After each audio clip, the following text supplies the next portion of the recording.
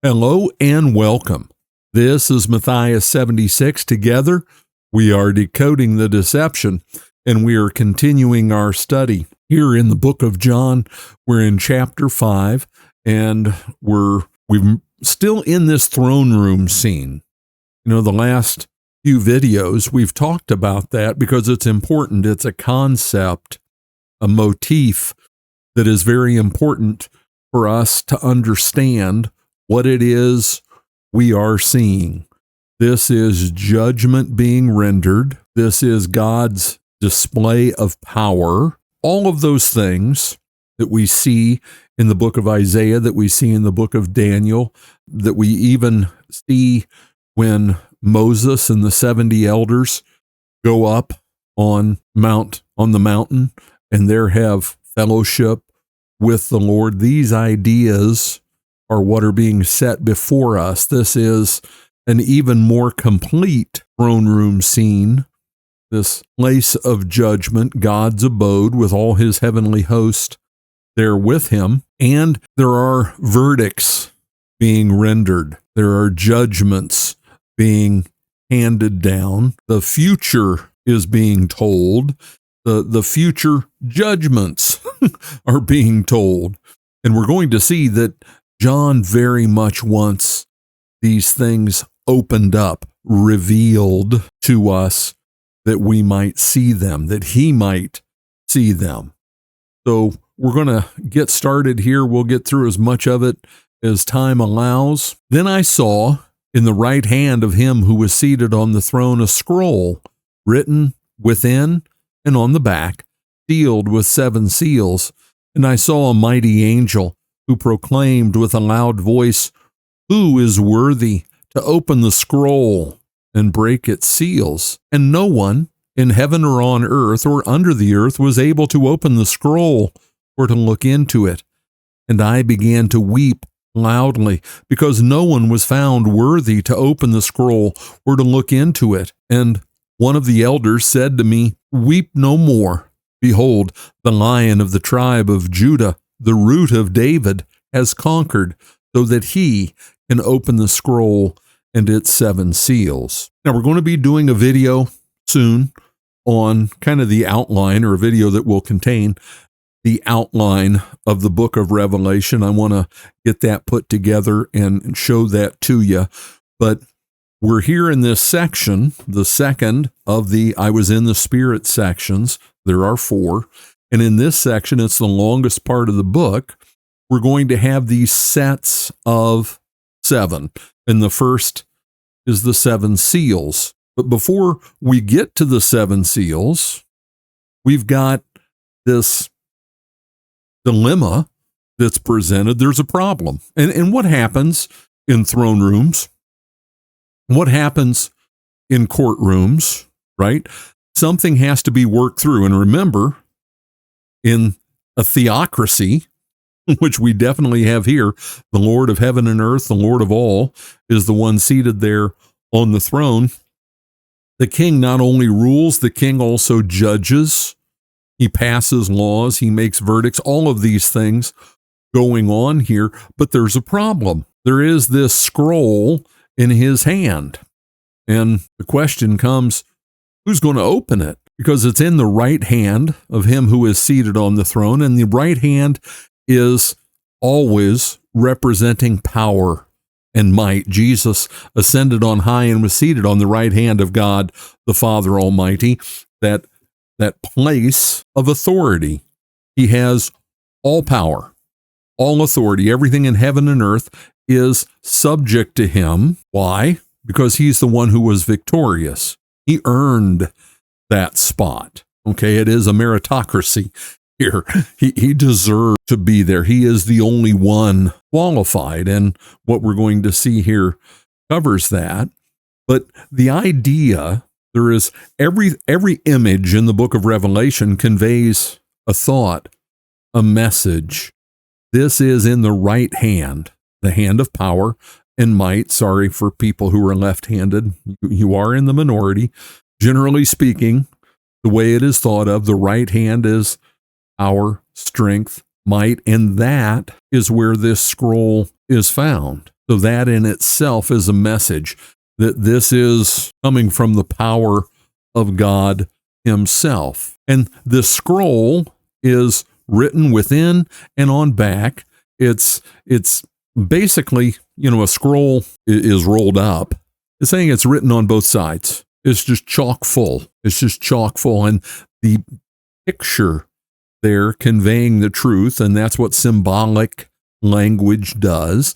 An image being painted for us with words conveys all of this information, right? There's a lot in here. It's just a mega download of information that is here. All of the things that God has in mind, all of the things that God is going to do. And when we look at what happens when these 7 seals are opened, we're going to see that it spans what's being talked about in the contents of the 7 seals of this scroll. It covers all of God's interaction with man from the time Christ arose until he comes back. It is the age of the church.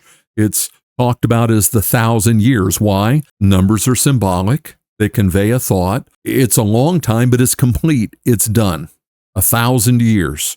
And the 1,000 years is always coming from the perspective of God's blessing and benefit to us. Okay. But there's all this information. Okay. That's what's being pictured here. And we'll get to more information on the 7 scrolls and what the meaning of the things that we see when those seals, as I said, 7 scrolls, 7 seals, when they are opened. It's sealed with 7 seals. We don't use seals. It's the wax imprint, dollop of wax and push a symbol in it. And that in itself conveys a message. It was sealed by the king's signet ring. Signet, look at the word, think of it in your mind, signet, signet. It's his sign, his symbol, his authority. He seals it. Only people who are authorized can open it. That's the idea that's being conveyed here, but there's 7 of them. It's really closed up.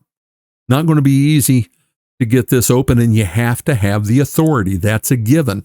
In this concept, this construct that is being set before us, there are rules. Only those who are worthy, who are allowed, who have the authority, who have the position, the permission of the king, can open those seals, break them open. We go on to all of that just in verse 1. Do you ever just marvel at how much God crams into one verse? It wasn't even a really long verse. And I saw a mighty angel proclaiming with a loud voice, "Who is worthy to open the scroll and break its seals?"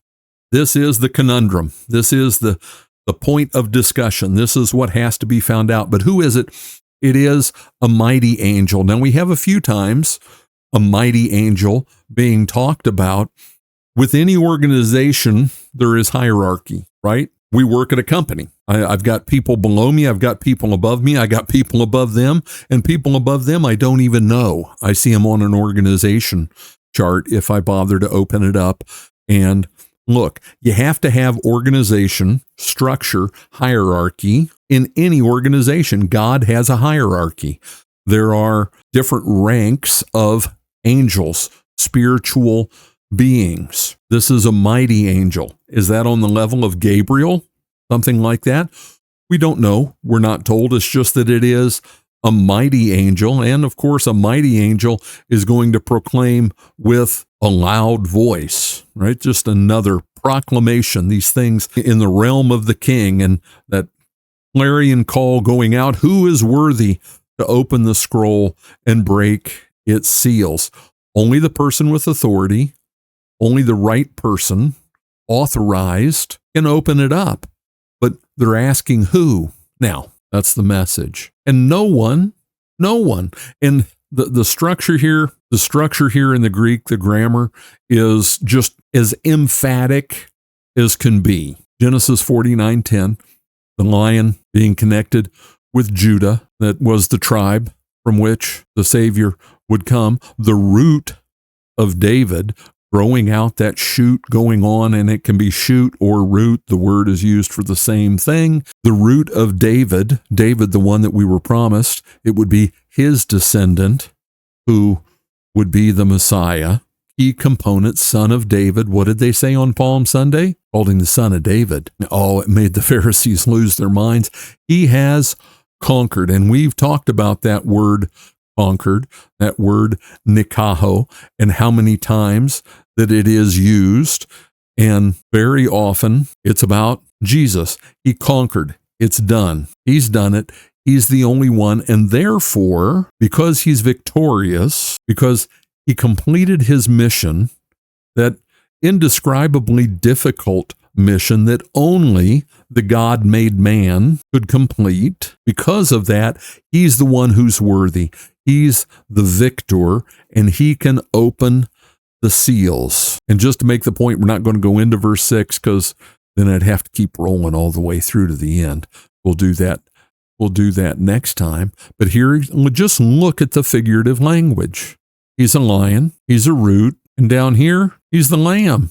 He's the lamb standing as though it had been slain. All, that 2 verses? Yeah, that's 2 verses. 3 different pictures of Jesus. And you need a bunch of pictures of Jesus because he is all these things. He is all these things. That idea of a root connected with life and growth, those neat things, right? The lamb, the sacrifice, all these pictures in the lion and the power that is there. So he's the one who's worthy. That's been decided, and we're going to see how that plays out.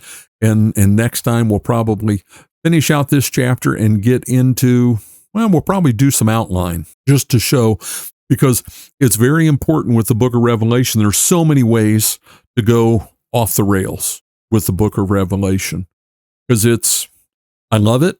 It's awesome. It's powerful. It's got some challenges for us because it is apocalyptic literature, and apocalyptic literature is always challenging. And this is 22 straight chapters of it.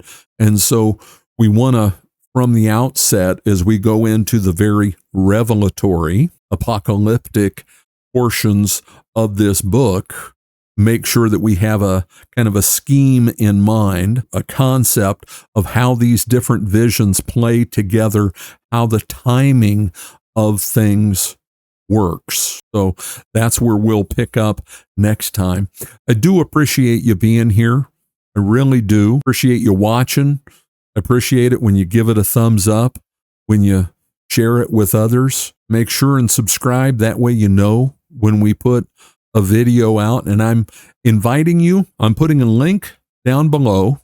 And when you click on the link, it's in the description below. It's going to be prayer link. You can go and it'll take you right on our website to the correspondence, the reach out to us box. And if you've got a prayer request that you would like to share with me and my faith family here, we will be praying for you. So feel free, click the link down below, send those prayer requests to us.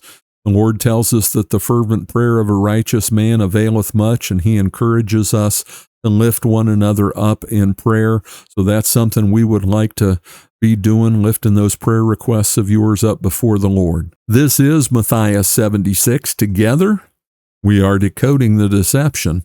God bless, and have a great day.